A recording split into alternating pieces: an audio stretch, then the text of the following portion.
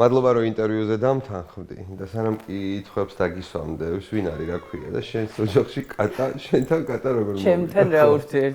იცი რა, ეს ძალიან საყვარელია, მაგრამ გაგატან თუ. არა, მე მყავს ან ჩემი ოჯახის წევრებს უყვართ და მე და კატა ვერ მეგობრობ. რა ქვია? თორი. თორი. გოგოროა? არქოს. გოგოროა? ხო, მაინც თორი ქვია. მარიამ გაფრინდაშვილი, აბა გითხრეს დღეს გედედეს რომელს დაეცა თავს? რომელს დაეცა? შენ უნდა გითხრა, ეხლა მოვიფიქრე.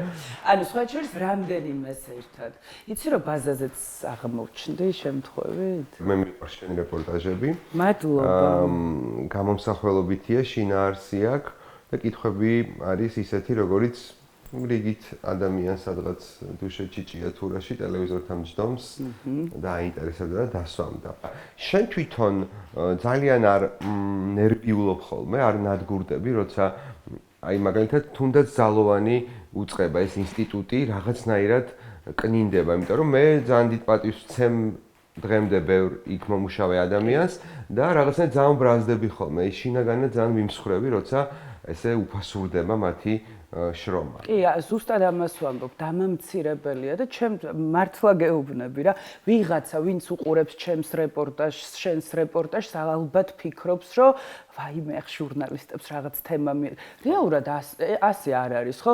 ნორმალურ ქვეყანაში, აი ეს არის ინსტიტუცია, რომელზეც დგას, ხო? ქვეყანა, ამ ქვეყნის რეპუტაცია, უსაფრთხოების განცდა, ხო? ანუ ძალიან ბევრი რაღაც. და როცა უყურებ რა მდგომარეობაში აგდებენ და იგდებენ ეს ადამიანები თავს, მართლა გეუბნები, რომ ჩემთვის მძიმეა, იმიტომ რომ ჩვენ შენც მეც ვკითხულობთ ტომებს, ხო, საქმის მასალების, უკანონო პატიმრების და ასე შემდეგ და ყოველდღიური შეხება გვაქვს ამ საქმეებთან, სადაც პოლიციელებს ცრუ მოწმეებად იყენებენ და ეს დადასტურებული ფაქტია. შესაბამისად, ხო, მე არ მჯერა, რომ ყოველ შემთხვევაში მე არ მიხარია ასეთ მდგომარეობაში რომ ვხედავ, იმიტომ რომ კი მეც მინდა რომ ვიცხოვრო ქვეყანაში, სადაც მექნება პოლიციის იმედი. იცი რომ მეც მქონდა რამდენიმე შემთხვევა, როცა არ დავრეკე პოლიციაში და თან ძალიან სევდიანია ჩემს სამისყურება, იმიტომ რომ კი მეც პატივს ვცემ ძალოვანებს, პოლიციელებს, აი ამ ადამიანებს, ვიზაც კი დგას ეს ქვეყანა. კი, მეც ჩემს ძალიან გულდასაწყვეტია. ჩვენ გვაქვს საშუალება რომ შევადაროთ, მოდი ძალოვნების თემას ამოვწურავ. შევადაროთ ძალოვნები წინა ხელისუფლების დროს და ძალოვნები ამ ხელისუფლების დროს.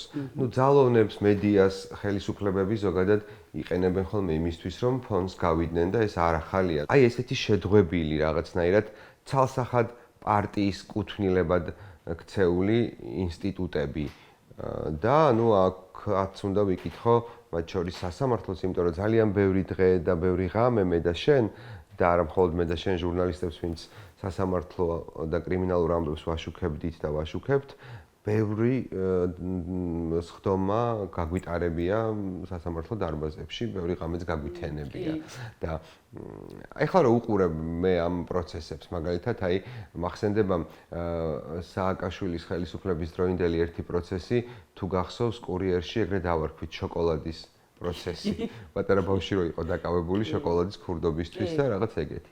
მაგრამ აი აქ ხო საქმეები არის, სადაც აი შენც აღნიშნა, რომ ჩაიხედავ საქმის მასალებში და ოროსანი ბავშვის დაწერილი ოქმი ეს ბოდიში განსხვავებინა, ფიცი როგორი განცდა მაქვს ხოლმე, აი ფალსიფიცირებაც დაეზარა.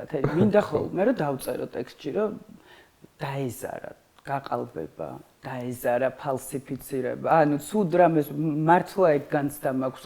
ანუ ფორმალურადაც, აი ხა მაგალითად ვაკეთებ რეპორტაჟს, სადაც არის პირობითად 4 ჩვენება. და 4-ვე არის როგორი ურთიერთგამომრიცხავი. იცი რომ საერთოდ არ ჭირდება ამ ტექსტების წაკითხვას ის რომ იყო იურისტი ან ჟურნალისტი რა. ხო და მაგას ვამბობ, ანუ ეგეც კი ეზარებათ, იმიტომ რომ ზუსტად იცის რომ სასამართლოში რომ მიიტანს და ბატონი ლევან მურუსიძის დაჯგუფების რომელიმე წევრი მანტიით შევა პროცესზე. აი ხა მოსამართლეების ნაწილზეც მინდა კითხო, მე ეგეთი განცდა მიჩნდება ხოლმე რომ თითქოს ვიწრო წრეყავთ შერჩეული, რაც იმედს მაძლევს რომ აი ვიწრო წრეს აბარია ეს კონკრეტული საქმეები, რაღაც 10-7 მოსამართლეში ტრიალებს. მაგრამ იცი რა არის ამბავი, აი ამ სისტემაში ჩემი დაკვირვებით გამოჩნდნენ ახალბედა, აი ვინც ცდილობს რომ მთელი არსებით დაუმტკიცოს ბატონ ლევანს ერთგულება და ამის გამო ყველაფერს დამიდეს. მაგალითად ერთ-ერთი მოსამართლე მე ვესწრებოდი პროცესს რომ 1 საათის განმავლობაში ადმინისტრაციული ჯარიმა, ანუ სამართალდამრღვევად გამოაცხადა 10 ადამიანი 1 საათში და კიდე ფერიცვალება ადამიანების, რა წინა ხელისუფლება. ძალიან კარგად თქვი და ახსენე და მე და შენ ზუსტად ვიცი, ანუ აი კონკრეტ თუნდაც გიორგი ბესელია ხო გვახსოვს ჩვენ წინა ხელისუფლების დროს იგივე ბუხრაშვილი ანუ და ამ ადამიანების ფერიცვალება ძალიან საინტერესოა. ეხა ჩვენ რო გვეძახიან რომ ნაცები ვარ. ხო, ნაცები რო ხარ. შეიძლება დაგლეცონ, ხო იცი?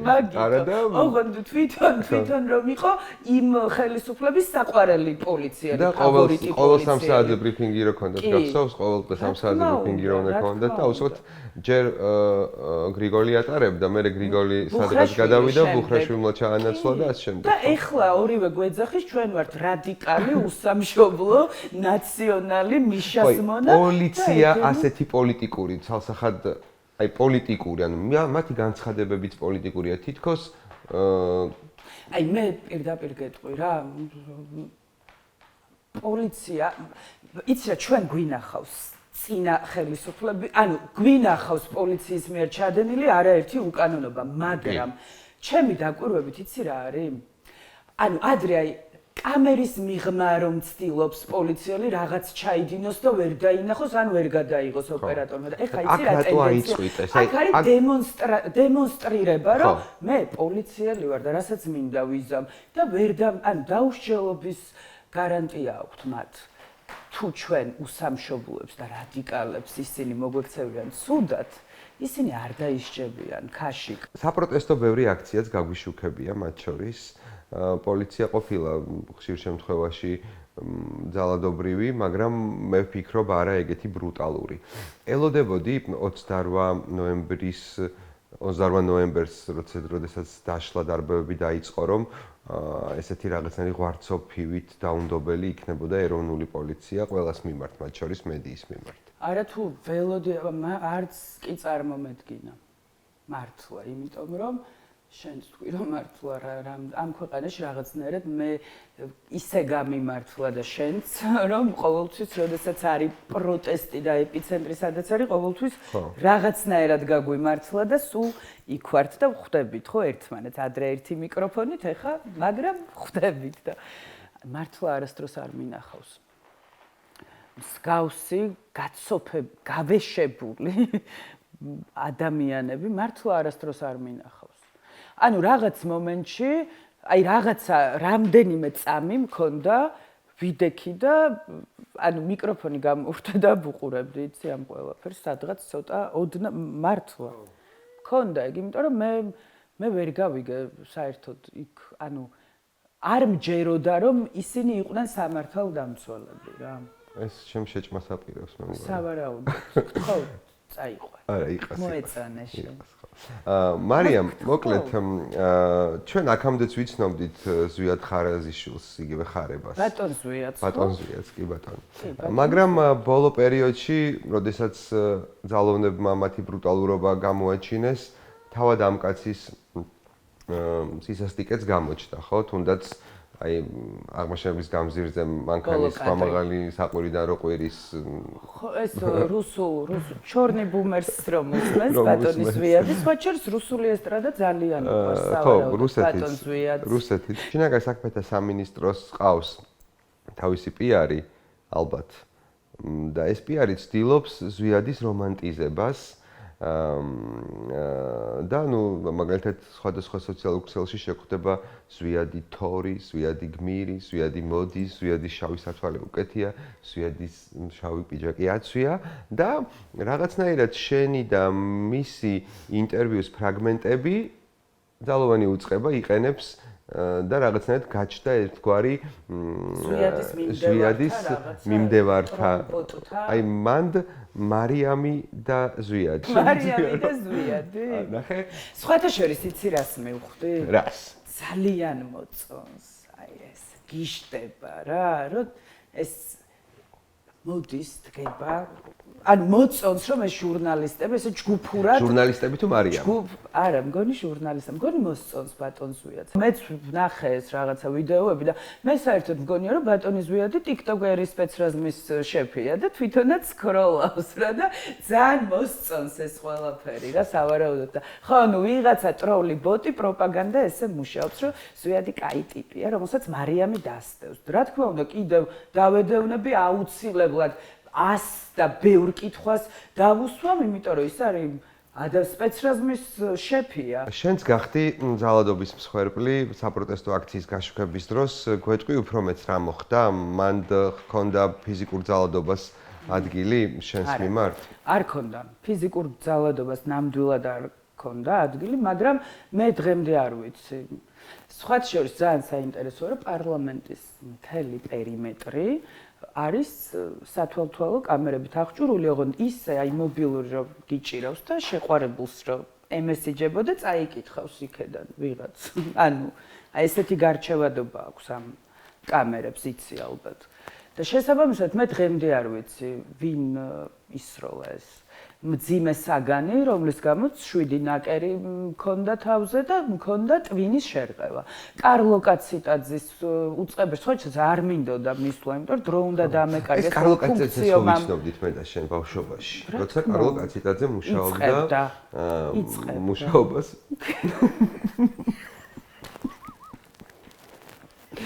მართლა ვერ ხვდები?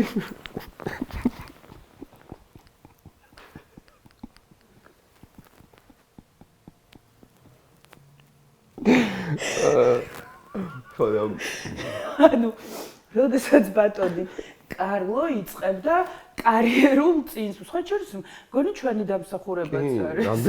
რამდენჯერმე მასთან ინტერვიუ ჩამიწერია და ის სასამართლოში ბრიფინგებში. თან ყოველთვის ისე გამოიყურებოდა რაღაცა ანუ ყოველთვის პასუხობდა კითხვებს, რა მოდი ობიექტურად ვთქვათ, რომ ის პასუხობდა ყოველთვის კითხვებს.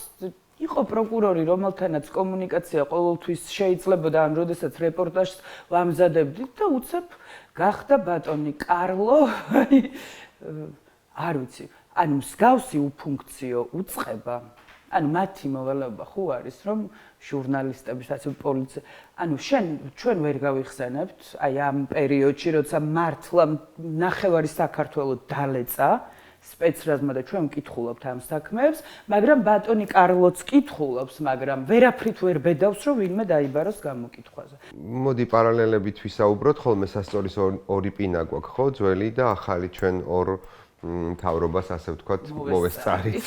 ასაკმა.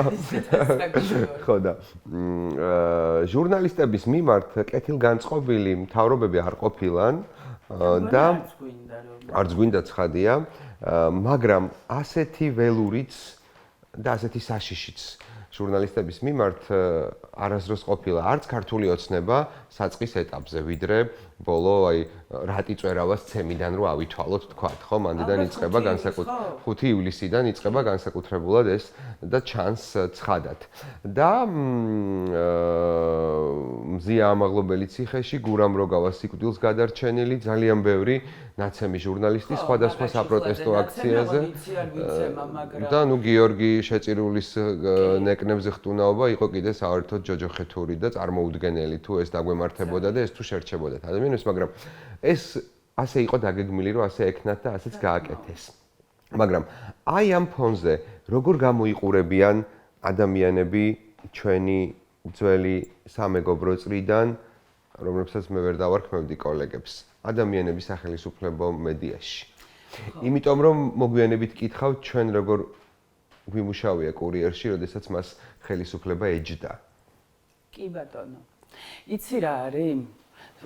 ყოველთვის რაღაც მე მგონია რომ ადამიანები თავიანთ არჩევანს აკეთებენ ყოველთვის და სულ ვერ იდებოდი, მაგრამ აი ბოლო პერიოდში აი ამ ქვეყანაში განვითარებულმა ამბავმა დამაფიქრა კიდე იცი რაზე რომ ხო ფაქტია რომ აი სადღაც მართლა უფსკრულში მივდივართ და სულ მინდა ხოლმე რომ აი ამ ადამიანებს და მithქვამს კიდეც ახლა აღარ ვეუბნა ანუ აზრი არ აქვს და არ ვეუბნები სულ ამბობ ხოლმე რომ აი რაღაც უფსკრულში რომ გადაიჩეხები იქ ხო ერთად ჩავარდებით და რა მნიშვნელობა აქვს ვის რომელი მიკროფონი უჭირავს ანუ ერთად ვართ და აი ამის გააზრება ხო ძალიან მნიშვნელოვანია, მაგრამ მე მგონია რომ იაზრებენ, იცი, ეს ადამიანები ამ ყველაფერს და ეს მათი არჩევანია რა. ასე გადაწყვიტეს ქაშიკ. ხო. ხო, ნუ ალბათ. მე არ მჯერა, იცი რა არის, მე მიმუშავია და შენ და ერთად გვიმუშავია რუსთავიორში, რომელიც იყო ხელისუფლებისგან კონტროლირებული მედია. გავლენის ქვეშ. მაგრამ მე არ მჯერა რომ ვინმეს რამეს აიძულებენ რა. დუშეთი და ჭიათურა. რა კარგია რომ ორი ქალაქი თქვი, თორემ გავბრაზდებოდი. ხო, მე დუშელი ვარ, შენ ჭიათურელი. ჩემთვის ადრეც მithქვამს და ახლაც გეტყვი, ერთ-ერთი საუკეთესო ქალაქია, რაღაც გრაფიკულ თამაშს მაგონებს, იმდენად საოცარია.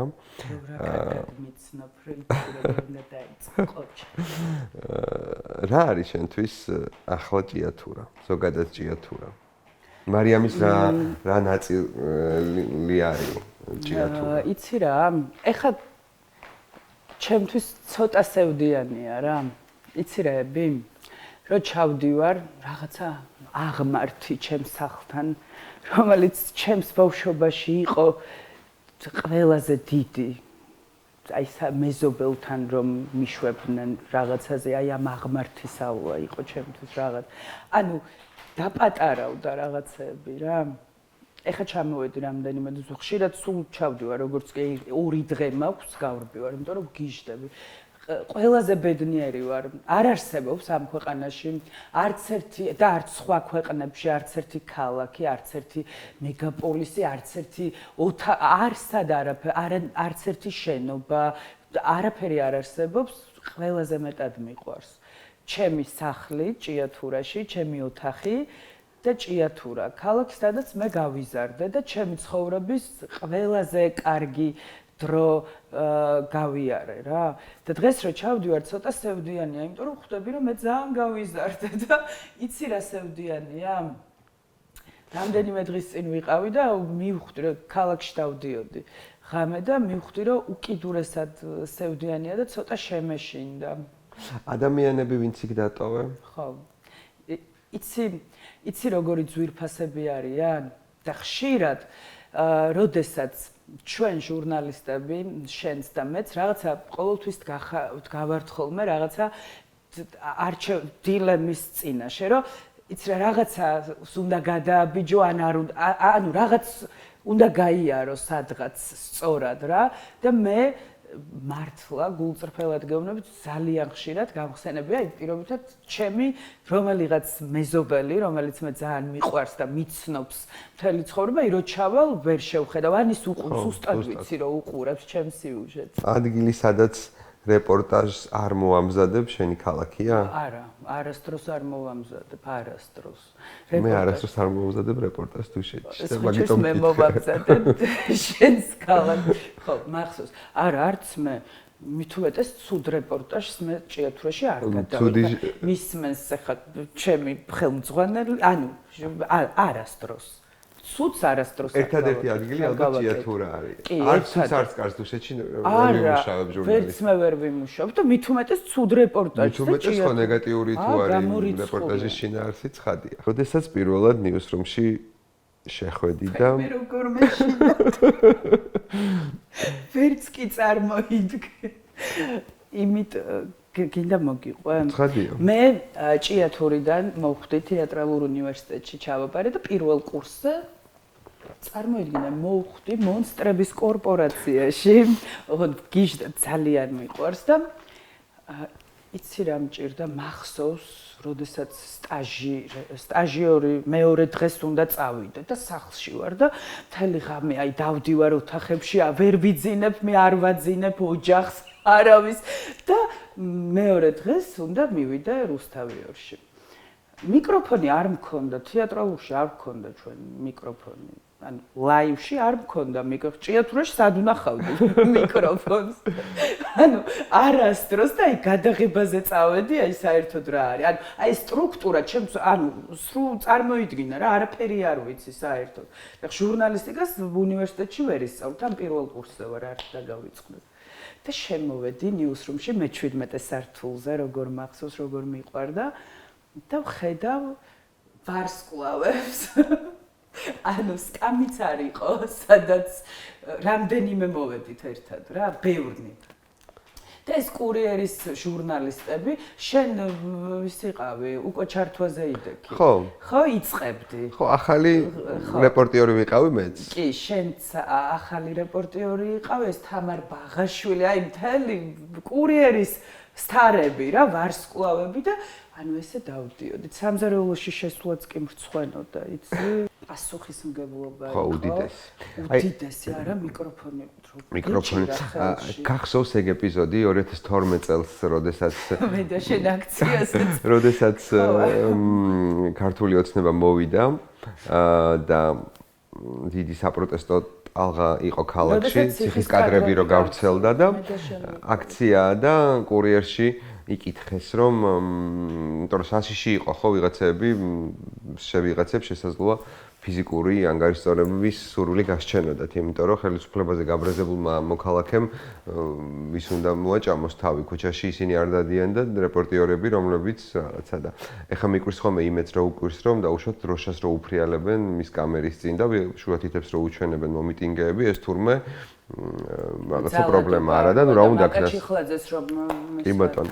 და ამ აქციაზე რო გავედით, ეგეთი რაღაც გვითხრა მაშინდელმა ჩვენმა პროდიუსერმა, რამდენიმე ადამიანი გავედით და თუ გინდათო მიკროფონსო ღრუბელი მოხსენითო და ეს ისეთი შეურაცხყოფა იყო ჩემთვის და ესე დემონსტრაციულად ესე მეჭირა კურიერის მიკროფონი ესე კეფაზე მედო რომ ყველას დაენახა რომ ოღონდ მე და შენ ერთად ვიყავით მაგ გადაღებაზე და მახსოვს რომ ოღონდ უბრალოდ გადაღებაზე კი არ ვიყავით, მსვლელობა იყო ეს ორთაჭალიდან გლდანამდე გლდანის ციხემდე და შემდეგ პრეზიდენტის მაშინდელი პრეზიდენტის ადმინისტრაციამდე ეს იყო მსვლელობა. ხო, ჩვენ კი მეც მახსოვს რომ გვითხრეს რომ ლოგოები, მაგრამ არა, იმიტომ რომ ხო. და 2012 წლიდან 19 წლამდე ქართული ოცნება არ იყო ეგეთი როგორიც ახლა არის ჟურნალისტების მიმართ, ხო, ვიდრე ჩვენ დავუშვათ კურიერში ის შემადგენლობა იქნებოდა, ვისაც ახლა ვსაუბრობთ.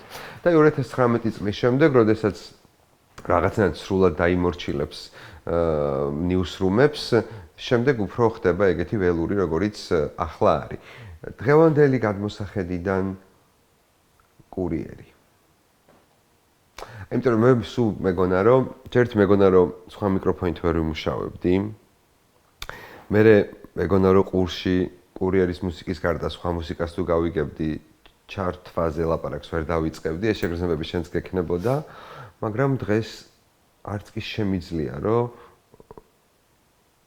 მოусმინო ბოლო რამდენიმე გადაცემა საკუთრებით ტრაგიკულია. სხვა მიკროფონს ძალიან მიყვარს ტევ პირველი სადაც მუშაობ, მაგრამ აი სხვა მიკროფონს მართლა მე 18 წლის კურიერში გავხდი რა, იქ გავიზარდე და აუ ძალიან მიყვარდა რა, იმ შენობიდან რომ გამოვედი პირველად, აი მეგონა რომ რაღაც აი ინსულტი ხო არ გადამიტანია არასდროს, მაგრამ აი დარწმუნებული ვარ რომ აი რაღაცა ეგ ან მართლა ძალიან ცუდად ვიყავი და ვერაფრით ვერ გავიაზრე რა, რომ იქ ხო ვერ რა ვქნა და მიკროფონს დღემდე ვერ ან პეტლიჩკით მუშაობ ძირითადად ვერ ვიჭერ და რაც შეეხება კურიერის ხმას ძალიან დიდი ხნა ეხლაც მჭირს კურიერის ქუდი რომ მესმის რაღაცნაირად გული ან მართლა მაქვს რა ეს ქვეცნობიერში აღარ ვუყურებ ხო არა არც ვერ შემიძლია აღარ ვუყურებ ანუ არ ვიცი რომელ არხზეა ჩემს ტელევიზორში რუსთავი 2 რა. რუსთავი 2-ში ხო ძალიან ბევრი დრო გავატარე ჩემი ცხოვრების და საერთოდ ყველაფერი იქ ვისწავლე და დღეს თუ ამ პროფესიაში მე რამე ვიცი და რამეს ვაკეთებ, ხო რუსთავი 2-ში კურიერში ვისწავლე და იმ ადამიანების დამსახურებაა ვისთან ერთადაც. ასეთი საფრთხის წინაშე ჩვენი პროფესია არ ყოფილა და ამაზე ვილაპარაკეთ, მაგრამ ასეთი ჯანმრთელი და ჯანსაღი ეს პროფესია გახსენდება სხვა დროს. იცი რა არის? ერთ რამეს ვიტყვი და ვინც როგორც უნდა ისე გაიგოს, არ მაინტერესებს რა. აი ეს კოცები ხო არიან რუსები რა, მაგრამ ერთადერთი კარგი იცი რა არის 2012 წლის მერე ვისწავლე მე ჟურნალისტიკა რა. ან ძალიან ობიექტურად ვამბობ ამას, ვინც უნდა ის გაბრაზდეს. კი, ოღონდ როგორ მე აქვს. შეკაიდეთ მომიშვილო, კრიტიკული ხმა და ეხა რა შვება? აი ხო ეს არის უბედურება ამ ყველაფერში. თამაზეც დაბერდა ამასობაში. სხვათა შორის კი გაჭაღარა. და გაიზარდა თან. ხო. მაგრამ ისეთია რა, სიმპათიურია ისე. რაღაცნაირი ფელინი დაიბადა საბოლოოდ. ჭაღარათმები უხდება? ძალიან, მე მახსოვს პატარა თამაზე, ხო გახსოვს რა? ხო, არ მახსოვს. შემოვიდა. რამდენი წლის იყო? 17-ის თუ 16-ის რომ მოვიდა. ჯენზე იყო, ანუ ჯენზან სადღაც ეგრე რა. ხო. ყველანი ბედკრული კურიერის შვილები ვართ. კი. ხო გიყვარს. კურიერი რა სიძახი და მაგიტომაც ვერ უყურებ ალბათ, რომ ძალიან ტანჯავს ის რაც ახლა ჩვენს არხზე ხდება, იმიტომ რომ ნუ ჩვენს არხზე ხო მაგრამ ეგრეა. ჟურნალისტი ვერ იქნები თუ უსაზღვროდ არ გიყვარს ეს პროფესია, აუ არ არსებობს. გამორიცხულია კი. შანსი არ არის იყო ჟურნალისტი, თუ ეს პროფესია არ გიყვარს უკიდურესად, იმიტომ რომ ცხოვრებაში რამდენ რამეზე მithქვამს უარი და შენ ზუსტად ვიცი, ანუ არ არსებობს რომ აი ეს დაგიბალანსოს ანაზღაურებამ ვერაფერი ვერ გიბალანსებს რა. ვერც ხელფასი, ხო? ვერაფერი. გიბალანსებს ადამიანები, რომლებმაც ნახე შენი რეპორტაჟი და რაღაც გაიგეს და სადღაც შეგხვდნენ და გეუბნებიან, აუ როგორ მევასება შენი რეპორტაჟი. ხო. და კიდე აუ ხო ვეხმარებით ადამიანებს რა. შენი რეპორტაჟის შემდეგ ვიღაცა რო სამართალს პოულობს, ან ვიღაცის კარზე სადაც აბრახუნებს წლების თვეების განმავლობაში და ანუ ეს ხო ყველაზე მაგარი შეგრძნებაა და კიდე გარეთ, როდესაც ადამიანები ხვდებიან რა. პირველად იცი როდის მივხვდი, რომ რაღაცას ვაკეთებდი და არ უთამაშობდი. აი აქ წინამძღვრიშვილზე ხო ცხოვრობ და მანქანა და არ მყავდა მაშინ და კურიერში გავაკეთე მესამე რეპორტაჟი რაღაცა სოციალურ თემაზე. მანამდე მაინც მეგონა რომ რაღაცას ვთამაშობდი რა. და რომ გამოვიარე წინამძღვრიშვილზე საფხული იყო და ფანჯრები იყო ღია და ჩემი ხმა ისმოდა ქუჩაში, ანუ ვიღაც უყურებდა. აუ იცი რა მაგარი იყო, იმ დღეს ყველაზე ბედნიერი ვიყავი, რომ ვიღაცამ უყურა და მეორე დღეს რაღაცა მწვანილზე გამიშვა დედა ჩემმა მაღაზიაში და ქალმა მითხრა, რომ მეო შენს რეპორტაჟს ვუყურეო და ანუ ეს რაღაცეები ჩემთვის და ზუსტად ვიცი შენთვისაც არის რაღაცა აუწონავი და ყველაზე ღირებული რაღაც. შესაბამისად ვერც ანაზღაურება და მით უმეტეს რომ ვიღაცა რაღაცას გაიძულებს არ არსებობს. ან დაუშვათ ეთერში გაცვლა, ღირსების ეთერში გაცვლა. პირველი პირდაპირი ჩართვის შესახებ მინდა კითხო და გაიხსენო. აუ იცი რა დამემართა. ხები მომეკვეთა. დედასკეფიცები მართლა. და ყველაზე კარგი რა იყო, იცი? ძალიან ბევრი ვიმეცადინე რა. პირველი ჩართვა მქონდა, რიყეზე ვიდექი 100,000 მოწამის დღე და მე წავედით მასაგან გებოდ დავივარცხნე პიჯაკი, მამა ჩემმა ახალი პიჯაკი მიყიდა და მთელი ჭიათურა ელოდება ამ ჩართვას. აბა რა გქონია? ხო რა. და კურიერშიც ვინც ვიყავით ყველა ეგ ტრადიცია იყო პირველად ვინც ერთებოდა შიგნით როგორ მოელოდი. ანუ მე ნიკა ლეჟავა მყავდა ოპერატორი და მამეცადინა როგორ უნდა ვიყო და ნუ ეს დაზეპირებულია ის საში დღეს რომ უყურებ, მაგრამ მიყვარს და ნუ ეს ჩავამთავრე და ჭიათურიდან ყველამ დამირეკა კურიერის ეთერში და იცი რა მოხდა? ეს ხო გავიარე, ნუ იქ რიყეს ასფალტზე რო დავჯექი და ნიკა ლეჟავა მას გავიგე, მაგრამ მეორე დღეს ჩართვა მაქვს. მერიასთან ვდგავარ. და წარმადგინეს მარიამ გაფრინდაშვილი ისაუბრებს და მე ვერ დავიწყე ლაპარაკი. და ლაფერას ხმა მესმის რომ ანუ ლაფერა. მიყვარს ლაფერა. მენატრება ხოლმე ლაფერა და იცი რა არის? მგონია რომ რაღაცა ძალიან დიდი ეტაპი დასრულ. მგონია რომ რაღაც ბავშვობის ჩვენი მართლა ეგ განცდა მაქვს რომ რაღაცა დიდი ნაწილი დამთავრდა ჩვენი ლაფერასთან ერთად, არა? კი, ძალიან დიდი. ლაფერამ ძალიან ბევრი რამ მომცა და მასწავლა ამ პროფესიაში. და მე რომ დღეს ამ პროფესიაში საერთოდ თუ არ მართლა. ეს არის ლაფერას დამსახურება და იმ პროდიუსერების ვინც იქ იყო, თორემ ვერაფრით ვერ გავქაჩავდი. იმიტომ რომ შენიშვნად, ანუ ძალიან ბევრი რაღაც მასწავლა, პირველად ტექსტი რომ დავწერე, კადრს, ანუ და პირველ დობა გამომიცხადა. შეეძლოს რომ ეს ინტერვიუ ენახა. მას გვეტყოდა.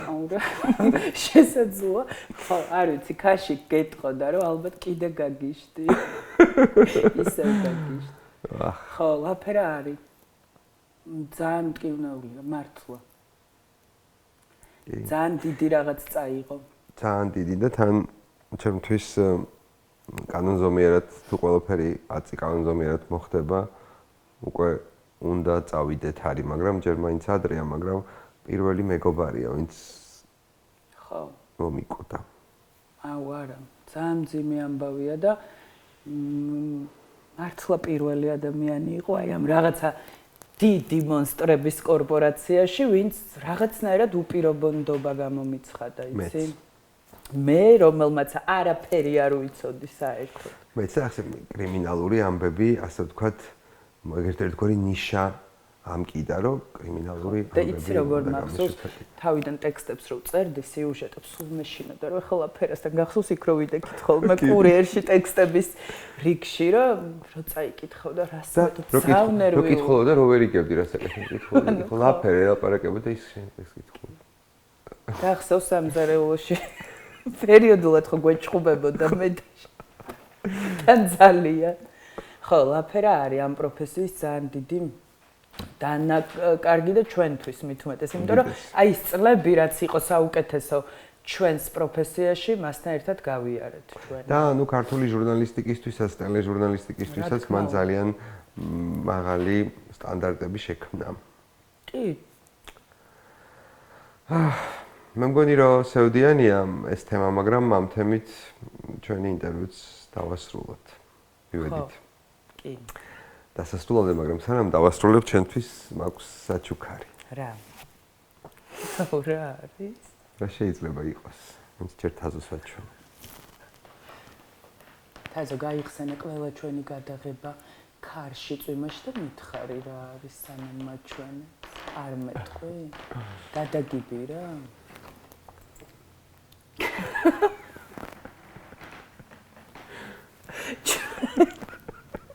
ამ დღეს ლაფერამ გვადრია სხვადასხვა. ამ ფოტოების გადაღების გამო YouTube-ში. შენ ყვახანჯალეთში გაგიშვა. მე სამცხე ჯავახეთში. ყველაზე შორს საზღვართან. ოზე გვირგვინი რატო გიკეთი ყვავილებით. ღმერთო, ეს სხვა შორის ჩემი საყვარელი ადგილი იყო, ეს სადაც ირჩეოდა ყველა პირწავარდნილი ნაცის, კოცის, ყველას ამბავი. კურიერის ახალი ამბების მოსაწევი ადგილი. ხო, რა კარგი იყო. საუკეთესო ფოტოა. ეს გვირგვინი მართლა შენ მომიტანე ეს გვირგვინი? სავარაუდოდ მე მოგიტანე და ამიტომ გადავიღეთ ეს ფოტოც. მე რა სახე მაქვს? ამ ფოტოს მაშინ შენ რა დაარქვიცი? რანდუ და კასანდრა. რანდუ და კასანდრა. მესამე ფურცელი. ოპერატორში და გარეგან. დავით ქაშიაშვილის საავტორო გადაცემა. სად არ უნდა გავასხო. იქ, სადაც მთავრდება ოფიციალური, იწყება ნამდვილი. მესამე ფურცელი არ ცდილობს ყველა დააკმაყოფილოს. ეს გადაცემა არ გადაფურცლავს მოვლენებს, დააკვირდება, გაჩერდება, გაარღვევს ზედაპირს. მესამე ფურცელზე იწყება ის, რაც ყველაზე მეტად გვეხება. ყოველ კვირას 21 საათზე.